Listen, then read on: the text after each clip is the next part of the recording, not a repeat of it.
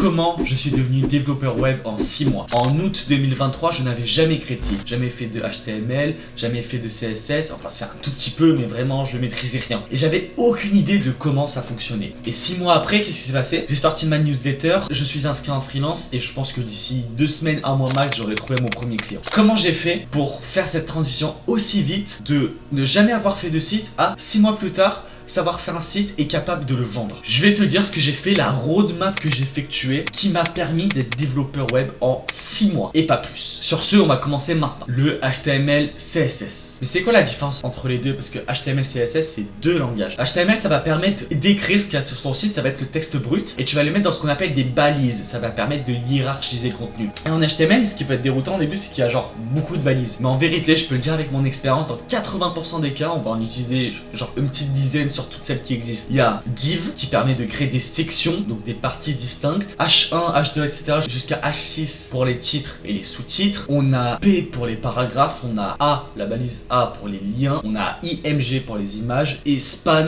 qui va permettre de cibler quelque chose dans le paragraphe pour lui appliquer un style distinct. Et c'est à peu près tout ce que vous avez utilisé. Moi, honnêtement, en 6 mois, j'ai pas utilisé grand chose de plus que ça. Si vous voyez d'autres balises qui sont ultra importantes que j'ai oublié, dites-le moi en commentaire. Le CSS, quant à lui, donc vous venez récupérer ces balises, vous allez leur appliquer un style. Par exemple, je récupère mon P, donc mon paragraphe. Qu'est-ce que je fais? Je peux changer la couleur, la taille de la police, la largeur, la hauteur, l'espacement entre les différents éléments, etc. Ça va permettre de modifier et de positionner. Ceux qui commencent en CSS, un truc qu'il faut absolument connaître, c'est Display Flex. Display Flex, c'est vraiment la base en CSS, quelque chose que j'ai découvert un peu trop tard, mais pour positionner les éléments bien alignés, pour faire du responsive et tout, c'est vraiment le top. Pour m'entraîner en HTML CSS, qu'est-ce que j'ai fait? Je prenais des designs sur internet et j'essayais de les refaire simplement. Je dirais que ça m'a pris entre 2 semaines et 1 mois pour maîtriser le HTML CSS, pas à 100%, mais pour avoir une certaine base. Par exemple, je vais vous montrer un des tout premiers sites que j'ai retrouvé. C'était quand je venais à peine de débuter. Ça, c'est un des tout premiers sites que j'ai fait. On peut se dire, ok,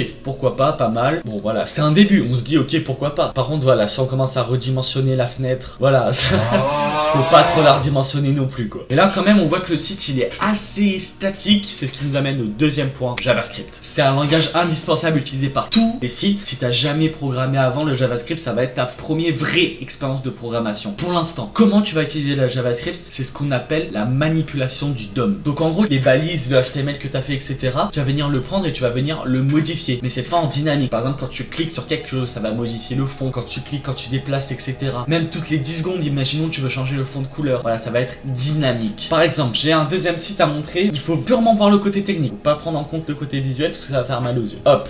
Alors, faut laisser sa chance au produit. Le JavaScript, ça permet de faire quoi? Regarde. Alors, déjà, quand on clique, ça change de couleur. Le petit rond qui suit la souris. Là, quand je clique sur quelque chose, ça affiche Berlin est la bonne réponse. Ça détecte la touche sur laquelle j'appuie. Et ça permet aussi, ça c'est un des trucs les plus importants, récupérer les données d'un formulaire. J'entre mon nom, je sélectionne mon langage, JavaScript. Ça vient en fait récupérer les informations. Donc c'est vraiment ça l'importance du JavaScript. Ça va permettre de récupérer les données qu'on met quand on va sur ton site. Le problème, c'est que t'as aucune donnée affichée pour l'instant. Et quand tu t'entraites, c'est normal. Tu écris en brut pour prendre en main le truc. Mais à la fin, quand tu vas créer un site pro ou pour quelqu'un, tu vas prendre des données de quelque part. Tu vas pas rentrer les données comme ça dans ton HTML. Par exemple, pour afficher le compte client, tu devras bien aller chercher le compte client dans une base de données, etc. Et pour ça, il faut s'entraîner à récupérer des données dans ce qu'on appelle des API. Je te montre un exemple pour que ce soit plus parlant. Ce que je te conseille de faire, c'est de rechercher une API en ligne. Moi, je t'en donne une, c'est api.blablac.net. Et là, quand on arrive dessus, ça affiche des données. Et bah, donc du coup, ces données, tu peux venir les récupérer avec en JavaScript. Il y a plusieurs méthodes. Moi, celle que j'utilise, c'est Axios. Donc en Axios, tu vas venir récupérer ces données et tu vas pouvoir les afficher dans ton propre site. Au début, c'est assez galère de comprendre comment ça marche, etc.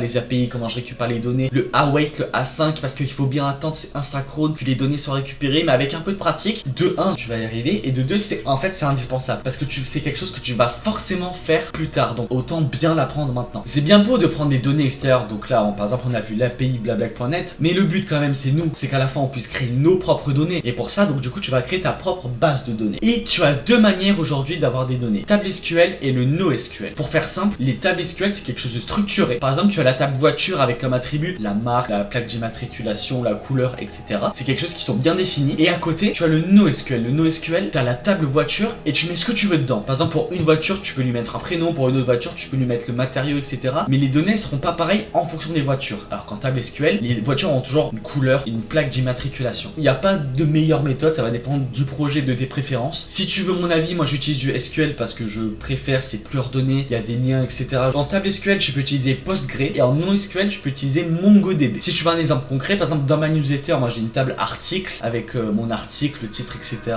J'ai une table mail qui contient tous mes mails, le Node.js. Ok, donc tu as ta base de données, mais pour l'instant on peut pas les relier. Il faut une API. Du coup, vu qu'on a appris le JavaScript, c'est que ton API, tu vas aussi la faire en JavaScript avec Node.js. Node.js, ça permet d'exécuter ton script, mais en dehors du serveur. Donc le JavaScript, tu vas utiliser pour le front, pour le back. Avec un langage, tu peux tout faire. Et en fait, l'API, elle va tourner en boucle sur un serveur. Et comme avec Blablac.net, tu vas récupérer le lien. Et l'API va faire directement le lien avec la base de données. Hop, et ça va permettre de les récupérer sur ton site et d'afficher les informations. Là, vous voyez, tout se complète. Pour ça, tu vas utiliser Express. Express qui permet de créer un serveur et de pouvoir y accéder tout le temps. Et là, tu commences à être bien. Tu commences à avoir tout pour créer un site, même s'il te manque quelque chose de crucial. Une bibliothèque front-end. Une bibliothèque, ça va permettre de créer des sites 10 fois, 100 fois, 1000 fois plus rapidement. C'est game changer. Je le mets là parce que c'est pas tellement si indispensable au début. Tu peux faire ça avec du HTML, CSS et JavaScript pur, mais quand même apprendre un framework comme React, Angular, Vue.js, etc. Moi, personnellement, j'utilise React, surtout avec son système de composants. En fait, ce qui est ultra pratique, c'est que si tu as plusieurs fois un même bouton ou un même élément sur ton site, tu vas le créer une seule fois avec ce qu'on appelle un composant et tu vas pouvoir le réutiliser de partout. Et ça, c'est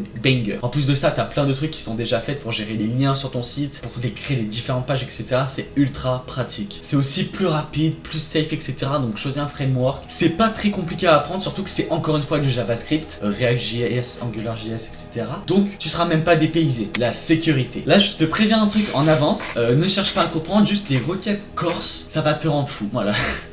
Voilà, je te le dis, ça va te rendre taré. Je pourrais même pas t'expliquer ce que c'est, mais juste le nombre de fois où j'ai eu ces erreurs. En fait, c'est entre ton site, donc le navigateur, et ta base de données. Des fois, il aime pas parce que il veut que ce soit sécuritaire. Ouah, le français. Bonjour. Bonjour, je suis français. Je suis français.